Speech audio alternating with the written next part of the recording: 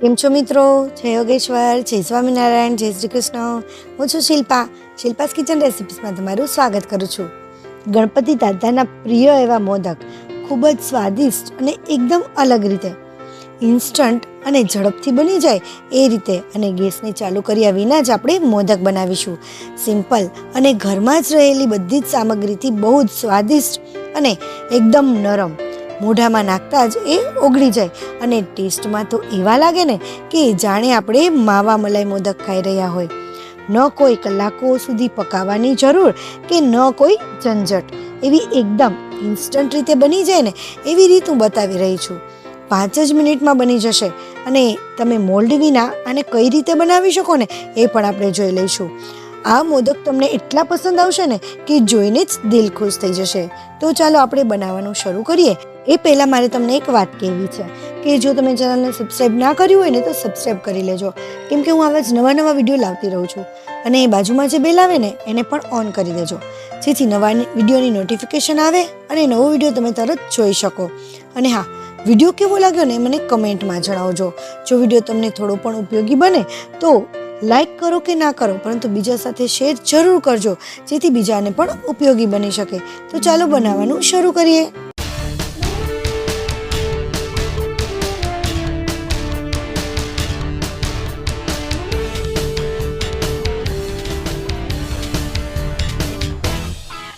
મોદક બનાવવા માટે સૌથી પહેલાં તો અહીંયા મેં પૌવા લીધા છે. આપણે આ જે રેગ્યુલર પૌવા બટેટાના જે પૌવા વાપરીએ છીએ ને એ જ પૌવા છે, નાયલોન પૌવા. તો આ મેં પૌવા લીધા છે. જો તમારે પૌવા છે ને એ ફરાળી નથી હોતા, તો આપણે જે ફરાળી જો તમારે મોદક બનાવવા હોય ને તો એની જગ્યાએ તમે શું લઈ શકો ખબર છે? તો એની જગ્યાએ છે ને આપણે મખાના લેવાના છે. તો અહીંયા જેટલા પૌવા લીધા છે ને એટલા જ તમે મખાના લઈ શકો. તો અહીંયા 1 વાટકીનું માપ આપણે સેટ કરી લઈશું. તો 1 વાટકી પૌવા આપણે મિક્સર જારમાં નાખી દઈએ અને એ જ અડધી વાટકી ખાંડ આપણે મિક્સર જારની અંદર નાખી દઈશું અને એકદમ સરસ રીતે ક્રશ કરી લઈશું. જો આ રીતે પૌવાને ક્રશ કરશો ને કે ખાંડ નાખીને પછી, તો એકદમ પરફેક્ટ રીતે ક્રશ થઈ જશે. તો આ રીતે એકદમ મસ્ત એવો એકદમ સ્મૂથ પાવડર બનીને તૈયાર થઈ જશે. તો આવો આપણે પાવડર તૈયાર કરવાનો છે. જો થોડો પણ કણીદાર લાગે ને તો એને ફરીથી આપણે ક્રશ કરી લેવો, એકદમ ઝીણો પાવડર તૈયાર કરી લેવો. અને જો તમને જરૂર લાગે તો એને થોડો ચાળી લેવો, તો પણ એ પરફેક્ટ થઈ જશે. હવે એને અત્યારે સાઈડમાં રાખી દઈએ અને બીજા એક બાઉલમાં થોડી એવી આપણે ઘરની મલાઈ લઈ લઈશું.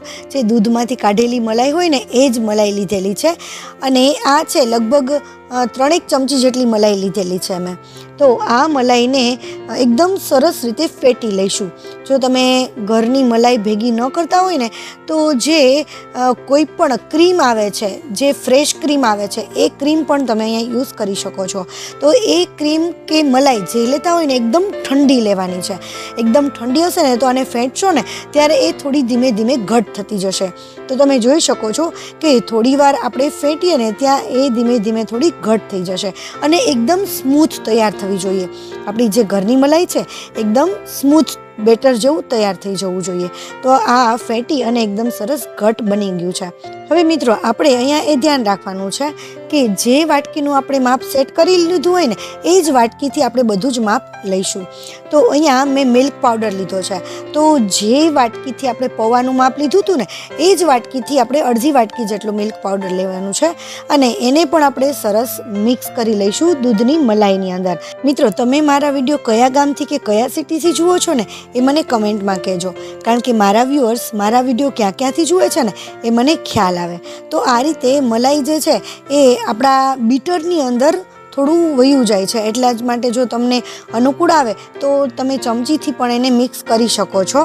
તો આ રીતે મિક્સ થઈ જાય ને ત્યાર પછી અહીંયા મેં માવો લીધો છે. જે દૂધનો માવો આવે છે ને એ જ મોળો માવો લીધો છે. એને આપણે થોડો એવો ભૂકો કરી અને અંદર એડ કરી દઈશું અને એને પણ સરસ રીતે આપણે મિક્સ કરી લેવાનો છે. હવે મિત્રો, આ માવો છે ને મેં જાતે ઘરે જ બનાવેલો છે અને ઇન્સ્ટન્ટ માવો છે. હું બે રીતે રેસીપી આપેલી જ છે. જો તમારે એની રેસીપી જોઈતી હોય ને તો મને કમેન્ટમાં કહેજો, અથવા તો હું લાસ્ટમાં જ્યાં એન્ડ સ્ક્રીન ઉપર આવે છે ને ત્યાં હું તમને એની રેસીપી પણ આપી દઈશ. ત્યાંથી તમે ક્લિક કરીને પણ જોઈ શકશો. તો આ બધું આપણે સરસ મિક્સ કરી લેવાનું છે. માવો નાખીએ એટલે થોડું એવું બટર ઢીલું થશે. હવે બેટર ઢીલું થાય તો બહુ ટેન્શન નહીં લેવાનું, કારણ કે જ્યારે પણ આપણે આ પૌવા અને ખાંડનો ભૂકો એની અંદર એડ કરીશું ને એટલે થોડું થીક થઈ જશે અને આને સરસ રીતે આપણે મિક્સ કરી લઈએ. હવે મિત્રો એક વાત જણાવી દઉં કે મારે છે ને અહીંયા મોદક સાવ સિમ્પલ એવા જ ટેસ્ટવાળા જોઈતા હતા. એ ટેસ્ટ પણ બહુ જ સરસ લાગે છે, કારણ કે આપણે આની અંદર માવો નાખેલો છે, મિલ્ક પાવડર નાખેલો છે, તો માવા પેંડા જેવા મોદક હોય ને એવો ટેસ્ટ આવે છે. પરંતુ જો તમારે બીજા ટેસ્ટવાળા બનાવવા હોય ને તો તમે એની અંદર વેનીલા એસેન્સ એડ કરી શકો છો, અથવા તો કોઈ પણ ફ્લેવરવાળા બનાવવા હોય, ધારો કે ચોકલેટવાળા બનાવવા છે તો અહીંયા તમે ચોકલેટ અથવા તો કોકો પાવડર એડ કરી શકો છો અને ત્યાર પછી એને સરસ રીતે આપણે મિક્સ કરી દઈશું. હવે આ એકદમ સરસ મિક્સ થઈ ગયું છે, થોડું ઢીલું બેટર થયું છે, પરંતુ કોઈ ટેન્શન નહીં લેવાનું, કારણ કે એને ઢાંકી અને 15 મિનિટ સુધી રાખીશું ને તો એ આ થીક થઈ જશે, એકદમ સરસ રીતે થીક. તમે જોઈ શકો છો કે 15 મિનિટ રાખ્યા પછી એકદમ થીક થઈ ગયું છે, કારણ કે આપણા જે પૌવા હતા ને એનું પ્રવાહી છે એ શોષી લે છે અને એકદમ સરસ સોફ્ટ બની જાય છે. જો મખાના તમે યુઝ કર્યા હશે તો પણ આ જ પ્રોસેસ છે કે મખાના પણ એનું જે અંદરનું પ્રવાહી છે એ શોષી લેશે અને સરસ સોફ્ટ બની જશે.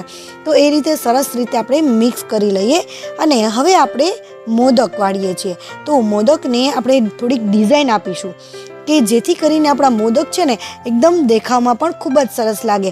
જો દેખાવમાં ખૂબ સરસ હશે ને તો ખાવાની વધારેમાં વધારે ઈચ્છા થશે. મેં અહીંયા ફૂડ કલર લીધો છે, તો એનાથી મોદકની અંદર થોડી એવી ડિઝાઇન પાડી લઈશું જેથી મોદક દેખાવમાં સરસ લાગે. તો આ રીતે થોડી થોડી ડિઝાઇન પાડી અને જે ઉપરનું પાર્ટ છે ને એમાં થોડું વધારે ડાર્ક કરી લઈશું. તો આ રીતે ડાર્ક કરી પેક કરી દઈશું અને મોદક વાળવા માટે એની અંદર આપણે ફિલઅપ કરી લઈશું. ફિલઅપ કરી લઈશું એટલે તમે જોઈ શકો છો અહીંયા એકદમ સરસ ડો જેવું તૈયાર થાય છે. જો તમારે આવું એકદમ ડો જેવું તૈયાર ન થયું હોય ને તો એને હજી થોડી વાર રાખી મૂકજો, કે 10 મિનિટ રાખ્યું હોય તો 20 મિનિટ સુધી રાખી મૂકજો, કે જેથી એ એકદમ સરસ રીતે સેટ થઈ જાય. અને આ રીતે તમે જુઓ મોદક વાળીને તૈયાર થઈ ગયા છે. હવે મિત્રો જો તમારી પાસે મોદકનું મોલ્ડ ન હોય ને તો હાથેથી મોદક જેવો શેપ લઈ અને એમાં કાંટા ચમચીથી એકદમ સરસ રીતે કાપા પાડી લઈશું, અથવા તો ચપ્પુથી મોદકની જેમ કાપા પાડી લઈશું ને તો પણ એકદમ મસ્ત એવા મોદક જેવા દેખાવા લાગશે. તો હવે એને કાપીને કે તોડીને પણ ચેક કરીએ. તમે જુઓ એકદમ મસ્ત અને ટેસ્ટી એવા ખૂબ જ સરસ બને છે આ રીતે બનાવેલા મોદક. મિત્રો તમને મારી આ રેસીપી કેવી લાગી ને એ મને કમેન્ટમાં જણાવજો. અને જો તમને મારી રેસીપી ગમી હોય તો લાઈક કરો કે ના કરો એ તમારી ઈચ્છા છે, પરંતુ બીજા સાથે શેર જરૂર કરજો જેથી એમને પણ ઉપયોગી બની શકે. Thank you for watching. નવી રેસીપી સાથે ફરીથી મળીશું. ત્યાં સુધી બાય બાય.